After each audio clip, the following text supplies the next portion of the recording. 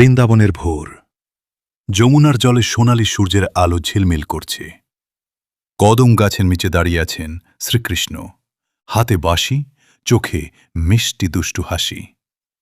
হঠাৎ সেই বাঁশির সুর ছড়িয়ে পড়ল চারদিকে, আর সেই সুর গিয়ে ছুল এক তরুণীর হৃদয়। তিনি রাধা। রাধা থেমে গেলেন।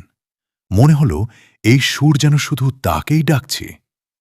সেই প্রথম দেখা, চোখে চোখ, কথা হয়নি, তবুও সব বলা হয়ে গেল।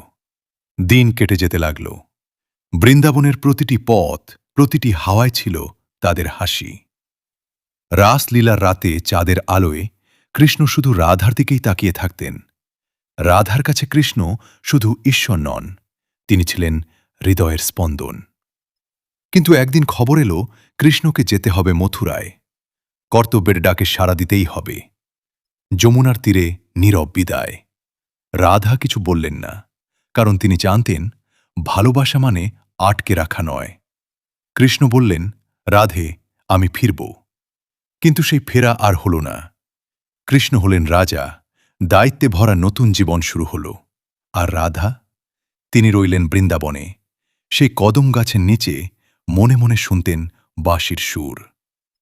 তাদের মিলন হয়নি, তবুও আজও ভালোবাসার আগে উচ্চারিত হয় রাধে কৃষ্ণ। কারণ এই প্রেম পাওয়ার নয়, এই প্রেম ত্যাগের। শুধু ভাগ্যে নেই আমার।